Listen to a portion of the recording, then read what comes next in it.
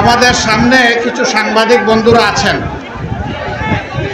তারা আমাদের কথাগুলো জাতি এবং বিশ্ববাসীর কাছে পৌঁছাবেন।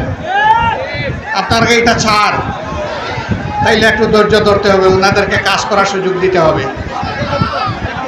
একটু কান পেতে শুনবেন আর যাওয়ার সময় মন ভরে দেখবেন, তাইলে হয়ে যাবে ইনশাল্লাহ।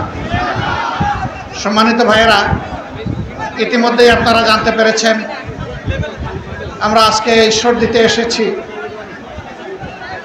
গত 19 তারিখ বাংলাদেশ জামাত ইসলামী দেশে আইনের শাসন, কোরআনের শাসন, সুশাসন, মানবিক শাসন, দুর্নীতিমুক্ত শাসন, সাদামুক্ত শাসন, সেই শাসন কায়েমের লক্ষ্যে যে জাতীয় সমাবেশের ডাক দিয়েছিল, তিনিও অন্যান্যদের সঙ্গে সেখানে গিয়েছিলেন।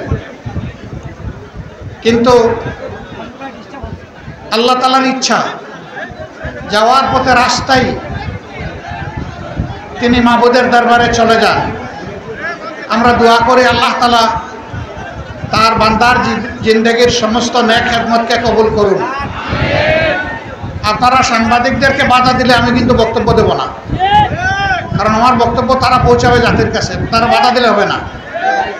ওইদিকে যারা দাঁড়ায় গেছে তারা বসে যান, বাসের ওই ভিতরে যারা, তারা একটু বসে যান।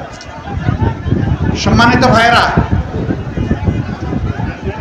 তার একটা আকাঙ্ক্ষা ছিল, তিনি একটি বিপ্লবী সংগঠনের কর্মী ছিলেন, যেই সংগঠন কোনো জালিমের বাধা মানতে জানে না। জালিম যত বড় হোক, যে সময়ের হোক, জাতি একমাত্র আল্লাহর উপর ভরসা করে যেই সংগঠন বুক টান করে দাঁড়ায়, তার নাম হচ্ছে বাংলাদেশ জামাত ইসলাম। এখন জালিম কি অতীতে ছিল, না বর্তমানে আছে, না ভবিষ্যতে আসবে, এইটা আমাদের দেখার বিষয় না। যেখানেই জুলুম সেখানেই সংগ্রাম, যেখানেই জুলুম সেখানেই প্রতিবাদ, যেখানেই অন্যায় সেখানেই প্রতিবাদ, যেখানেই দুর্নীতি সেখানেই আমাদের প্রতিবাদ। এই প্রতিবাদ অনিশেষ মিছিল চলতেই থাকবে যতদিন পর্যন্ত বাংলাদেশের মানুষের মুক্তি নিশ্চিত না হবে, ততদিন পর্যন্ত আমরা থামব না ইনশাআল্লাহ। এবং আমরা বিশ্বাস করি, কলিজার ভিতর থেকে বিশ্বাস করি যে আল্লাহ তাআলা মানুষকে পয়দা করেছেন, সেই আল্লাহর চাইতে মানুষকে কেউ বেশি ভালোবাসে না। সেই ভালোবাসার আল্লাহ, মহান আল্লাহ, মানব জাতির জন্য যে বিধান দিয়েছেন, এটি শ্রেষ্ঠতম বিধান। এটি হচ্ছে আল কোরআন। যে নেতৃত্ব দিয়েছেন তিনি হচ্ছেন নবী মুহাম্মদুর রাসূলুল্লাহ সাল্লাল্লাহু আলাইহি সাল্লাম। এই পথ ধরেই বাংলাদেশের জনগণের তথা বিশ্ববাসীর মুক্তি আসবে ইনশাআল্লাহ। আমাদের ভাই সেই লড়াই সংগ্রামের একজন যোদ্ধা ছিলেন।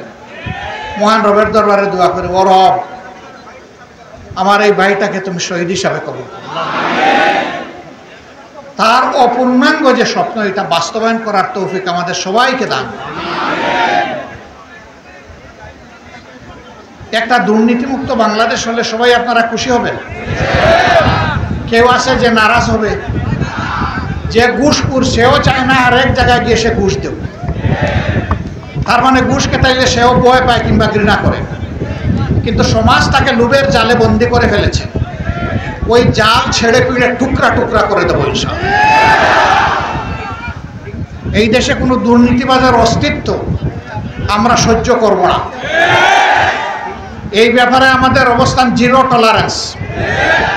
যত বড় শক্তি হোক, মহান শক্তিধর আল্লাহ তাআলার শক্তির উপর নির্ভর করে তা আমরা মোকাবেলা করব ইনশাআল্লাহ। আপনারা তৈরি আছেন? এই মাঠেই জুস থেকে যাবে। ভাই জীবন দিয়েছেন খুলনার দাগু উপজেলার সম্মানিত আমির মৌলানা আবু সাইদ, আমাদের জামাত কর্মী মোস্তাফিজুর রহমান কলম, এবং ওই সরাট উদ্যানের মাঠেই হার্ট অ্যাটাক করে আরেকজন জীবন দিয়েছেন আমাদের হাসান ভাই। আজকে আমরা এই দোয়া অনুষ্ঠানে তিনজনকে স্মরণ করছি এবং তাদের রূহের মাগফিরাত কামনা করছি এবং আল্লাহ তাআলার কাছে শাহাদাতের মৃত্যু কামনা করছি। সম্মানিত উপস্থিতি, বর্তমান আজকের দোয়া অনুষ্ঠান হয়তো আমিরে জামাত কোন রাজনৈতিক বক্তব্য দিবেন না, ওনার ব্যাপারও আপনারা জানেন। গত 19 তারিখে সভাপতির ভাষণ দিতে গিয়ে 2 বার পড়ে গিয়েছিলেন, তারপরেও সাহস হিম্মত নিয়ে 3য়বারে তিনি বসেই জাতির উদ্দেশ্যে দিক নির্দেশনামূলক কথা বলেছেন।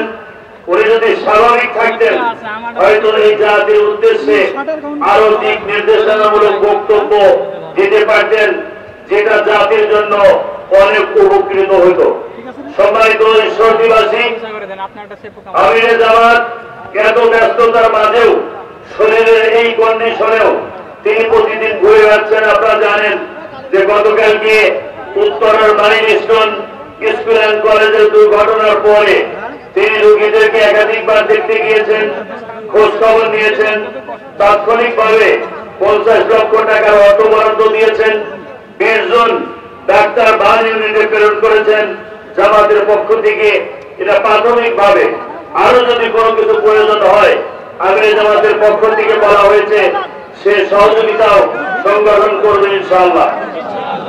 সংগ্রামী ঈশ্বরদীবাসী, এত ব্যস্ততার মাঝেও একজন কর্মী নিহত হওয়ার পরে তার দোয়া অনুষ্ঠানে আমিরে জামাতের আগমন করা, তার কবর জিয়ারত করা, তার পরিবারকে সান্ত্বনা দেওয়া, এটা বাংলাদেশের রাজনৈতিক ইতিহাসে নয়, পৃথিবীর ইতিহাসে যে কোনো পলিটিক্যাল লিডারের জন্য এটা একটি বিরল দৃষ্টান্ত। শুধু তাই নয়, আপনারা জানেন কয়েক বছর আগে যখন কিশোরগঞ্জের হাওরে নৌকাডুবিতে 18 জন হাফেজ নিহত হয়েছিল, সেখানেও আমিরে জামাত প্রত্যেকটি পরিবারের সঙ্গে সাক্ষাৎ করার চেষ্টা করেছেন, আর্থিকভাবে সহযোগিতা করেছিলেন। আপনারা জানেন নারায়ণগঞ্জের একটি মসজিদে এসি দুর্ঘটনায় সেখানে 39 জন মুসল্লি নিহত হয়েছিল। আমিরে জামাত এদের সাথে সাক্ষাৎ করা এবং 39টি পরিবারকেই আর্থিক সহযোগিতা তিনি করেছিলেন। আপনারা জানেন 2 বছর আগে যে উত্তরায় যে ট্রেন দুর্ঘটনা হয়েছিল টঙ্গীতে, সেখানেও প্রত্যেক পরিবারকে আমিরে জামাত সহযোগিতা করার চেষ্টা করেছেন। আপনারা জানেন গত 2 বছর আগে আমাদের উত্তরবঙ্গের রংপুরের সেই জেলে পরিবারের 50টা পরিবার, ওই পরিবারের আগুন ধরে পুড়ে সম্পূর্ণ ধূলিসাৎ হয়ে গেছিল। আমিরে জামাত ওই পরিবারের জন্য, তারা জেলে অমুসলিম, তাদের প্রত্যেকটি পরিবারকেই আমিরে জামাত সহযোগিতা করেছিলেন। আপনারা জানেন কক্সবাজারে একটা হিন্দু পরিবার, তাদের একজন ভাই মারা গিয়েছিল, শেষকৃতি করে তখন যারা বাড়ি ফিরছিলেন রোড অ্যাক্সিডেন্টে বাকি 3 ভাই নিহত হয়েছিলেন। এ জায়গায়ও আমিরে জামাত আর্থিক সহযোগিতা করেছেন এবং তাদের সান্ত্বনা দিয়েছেন। এবং আপনারা জানেন গত বছর 36 জুলাই এই বৈষম্য বিরোধী ছাত্র আন্দোলনে যারা জীবন দিয়েছেন, যারা আহত হয়েছেন, প্রত্যেক পরিবারকে এবং যারা আহত তাদের চিকিৎসার ব্যবস্থা করেছিলেন। শত শত 9,000 শিক্ষার্থী তাদের চিকিৎসার ব্যবস্থা করেছেন এবং যারা জীবন দিয়েছেন রংপুরের সেই সাইফুল ইসলাম সহ আবু সাইদ সহ যারা জীবন দিয়েছেন প্রত্যেকটি পরিবারকে লক্ষ লক্ষ টাকা আমিরে জামাত সহযোগিতা করেছেন।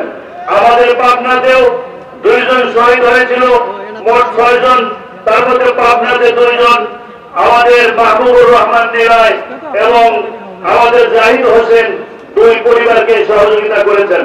শুধু তাই নয়, আহত যারা আমাদের কাছে এসেছেন আমিরে জামাতের নির্দেশ ছিল সবাইকে চিকিৎসার জন্য সহযোগিতা করা। সহযোগিতা এখানেই শেষ হয় নাই, ঈদ উপলক্ষে এই আহতদের এবং শহীদ পরিবারের সহযোগিতা করা, তাদের বাড়িতে কোরবানি পাঠানো, এ সকল আয়োজন তিনি করেছেন। এবং বিভিন্ন আমাদের দেশে রোড অ্যাক্সিডেন্ট অথবা বিভিন্ন দুর্ঘটনায় যে সমস্ত পরিবার নিঃস্ব হয়েছেন, ওই পরিবারের পাশে আমিরে জামাত একাধিকবার গিয়েছেন এবং ওই সমস্ত শিশু পরিবারের দায়িত্বভার তিনি গ্রহণ করেছেন। এমনকি আপনারা জানেন মাগুরা নড়াইয়ে একটা হিন্দু পরিবার বিধবা, সে নিঃস্ব, গাছতলায় বসবাস করত।